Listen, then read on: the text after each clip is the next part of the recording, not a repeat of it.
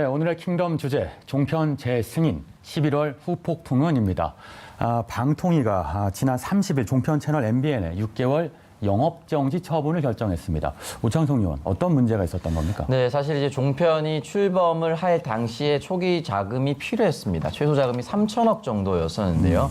MBN은 3,950억 원의 투자 자금이 있었습니다. 중요한 것은 550억 원 정도를 MBN 임직원을 포함한 직원들에게, 일반 직원들에게 자신이 대출해서 가져오도록 만들었었죠. 일종의 회계 조작입니다. 이 부분이 이제 드러났고 상당히 심각한 불법이죠. 네. 이 부분에 대해서 이제 6개월 영업 정지를 받았던 것이고 당장 시작할 수 없으니까 유예 기간을 둬서 내년 5월부터 적용될 것이다라고 현재까지는 발표가 된 상황입니다. 네, 한편에서는요, 승인 취소라는 최악의 중징계를 피했다, 이런 시각도 있습니다. 자, 만약 방통위가 MBN의 승인 취소 처분을 내렸다면 어떤 일이 벌어졌을까요? 강우정 교수.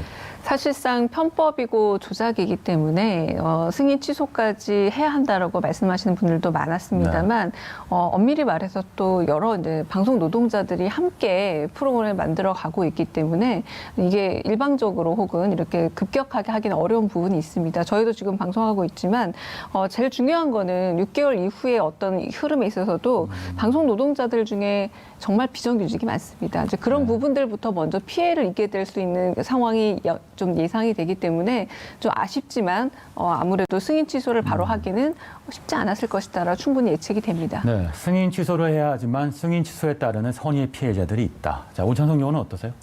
네, 일단은 뭐 정부가 만약에 무리하게 MBN을 취소해서 특정 사업자에게 몰아주려고 한다. 또는 이제 국민의힘 측 같은 경우는 선거를 앞두고 종편을 길들이려 한다. 이런 얘기를 하는데 기본적으로 이제 불법적인 탄생이 있었다면 그 부분을 당연히 짚어보는 건 당연하다고 생각하고요. 여기에도 무슨 시청권을 침해한다라고 얘기하지만 그 이전에 임직원으로서 또는 직원으로서 불편을 받았었던 MBN 직원들이 있습니다. 네. 그리고 이 부분에 대해서 검찰 수사 당시에 자신이 스스로 이렇게 했었다라고 얘기한 사람들, 지방 발령을 받거나 부당하게 발령이 났었다라는 직원도 많이 확보된 상태예요. 그렇기 때문에 이거는 법률적으로 굉장히 잘못된 것이고 특정 업주에게 몰아주려고 하는 것이 아니고요. 처음에 종편 4사가 출범했을 때 C사라든지 T사라든지 다른 업체들도 함께 준비하고 있었습니다. 네. 공정한 입찰 과정을 거쳤는데 유독 MBN이 이렇게 잘못된 행태를 했다라면은 저는 당연히 법 앞에 만인은 평등해야 된다 생각합니다. 네, 여기서 잠깐 이 킹덤 퀴즈 나갑니다. 이 킹덤 퀴즈만 모아서 출판을 한번 해보겠다라는 야무진 욕심을 갖고 있는 이 작가 타이틀을 욕심내고 있는 저 MC 장원이 퀴즈를 내도록 하겠습니다. 자, 다음 중 이 종편이 개국한 해에 있었던 일은 무엇일까요? 자, 보기 보시죠. 1번 후쿠시마 원전 사고, 2번 문재인 대통령 취임, 3번 평창 올림픽 개최. 자, 오창석 의원 오늘 한번 틀린 경험이 있죠. 자, 네. 이번에도 틀릴 것인지 아니면 맞출 것인지 한번 도전해 보시죠. 네, 이 부분은 사실 너무 쉽기 네. 때문에 틀릴 수가 없어요. 네. 대통령은 2017년 네. 장미 대선으로 이제 취임을 했고 평창 올림픽 2018년이었죠. 네. 종편 같은 경우는 MB 정부와 함께 출범했기 때문에 네. 제가 연도를 기억하지 못하더라도 2번, 3번은 아닐 수가 있다는 걸 알 수가 있겠죠. 정답은 네. 1번입니다. 네, 아주 얄밉습니다. 예. 자, 이 굉장히 유추를 잘해서 정답으로 가는 능력이 탁월한데요, 오창석 의원. 정답 1번 맞습니다. 후쿠시마 원전 사고입니다. 2011년 12월 1일 종합편성 채널이 개국을 했는데요. 같은 해 3월 동일본 대지진과 후쿠시마 원전 사고가 일어났습니다. 문재인 대통령 취임은 2017년이었고요. 평창 올림픽은 2018년에 개최를 했습니다. 네, 종편이 개국한 지 9년째입니다. 언론사들은 MBN의 6개월 영업정지 처분을 어떻게 다뤘을까요? 같은 언론사인데 어떻습니까? 네, 사실 같은 언론사 문제는 좀 쉬쉬하거나 감싸주는 경우도 있습니다. 이 채널A 이동재 기자 건도 처음에 종편들은 채널A 모 기자라고 이름을 밝히지 않고 네. 그 외에 다른 방송사들은 이제 이름을 다 공개하기도 했었습니다. 일단은 일반 조중동, 이제 TV조선과 채널A 같은 경우는 이제 다루긴 했었는데 일면 다루진 않았고요. 나머지 한국일보와 경향신문을 좀 주목해 볼 필요가 있는데 한국일보는 방통위 출범 재승인 심사 특혜 남발하더니 또 솜방망이 제재다라고 하면서 비판을 했었고 경향신문 역시 6개월 업무정지, 솜방망이 지적받는 방통위 MBN 처분이라고 이야기를 하면서 강하게 방통위를 비난했습니다.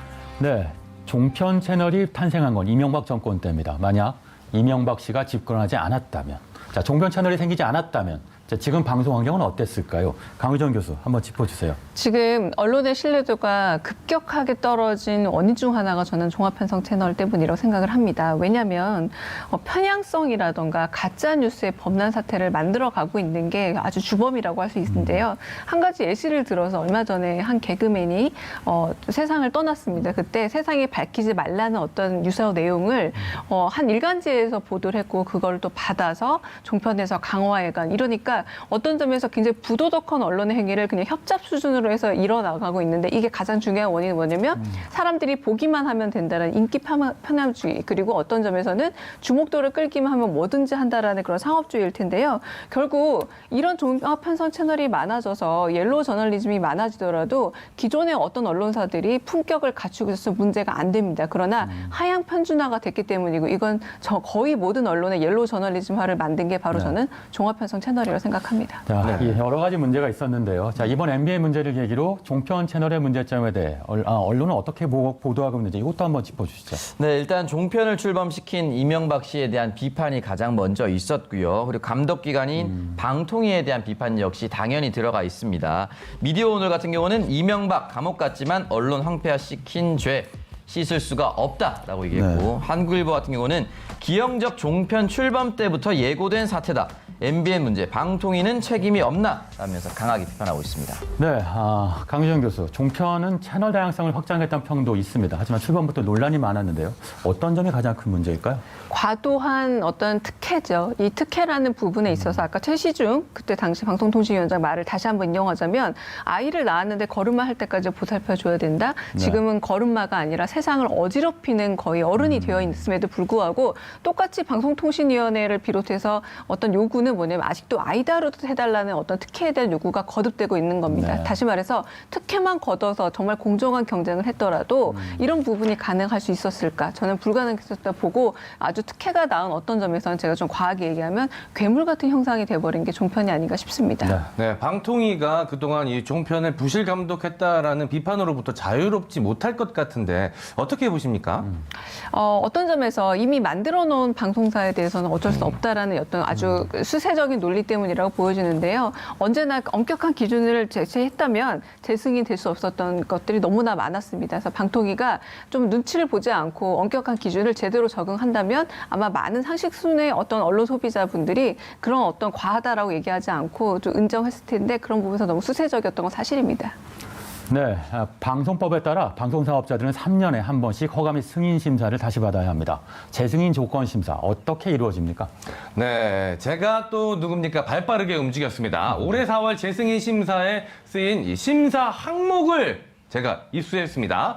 이 방송평가와 공적 책임, 공익성 확보 순으로 배정이 높은데요. 이 종편 재승인 심사는 심사위원 12명이 총점 1,050점을 다시 1,000점으로 환산해 이 평균값을 냅니다. 평가 결과 650점 미만이거나 이 공적 책임에서 절반 이하의 점수를 받으면 조건부 재승인 또는 재승인 취소가 가능합니다.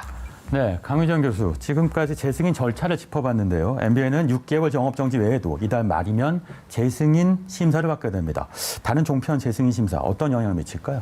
네. 안타깝게도 조건부 재승인이 MBN만 받은 게 아니라 이를테면 조선, TV조선도 그렇고 채널A도 그렇고 여러 가지 건으로 조건부 재승인을 받고 있는데 이 자체가 모든 사람들이 동의하길 뭐였냐면 사실은 승인 취소를 해야 되는데 조건부 계속 연장해주고 있다. 말하자면 연명치료 비슷하게 느껴졌습니다. 특혜다. 그렇죠. 그것도 특혜였습니다. 결국은 아무리 방송국에서 그러니까 종합편성 채널에서 그것을 부정하고 또 법률적으로 이어간다고 할지언정 어떤 점에서 입장을 정말 재승인이라는 조건부로 악용되는 것이 여기서 좀 멈춰야 되지 않을까라는 생각이고 언론 소비자들이 언론 시대로들을 되찾기 위한 방법 중 하나가 조금은 강력한 모습이 아닐까라는 생각이 들기도 합니다. 알겠습니다.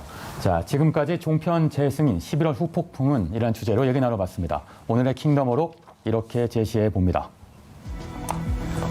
자극적인 MSG 경쟁보다 방송의 컨텐츠와 공익성에 대한 고민하자. 여러분을 위해 시사방송을 준비하는 저희 킹슈맨 요원들도 다 같이 생각해보는 시간이었습니다. 네, 강유정 우창성 요원과는 여기서 인사드리겠습니다. 두 분 고맙습니다.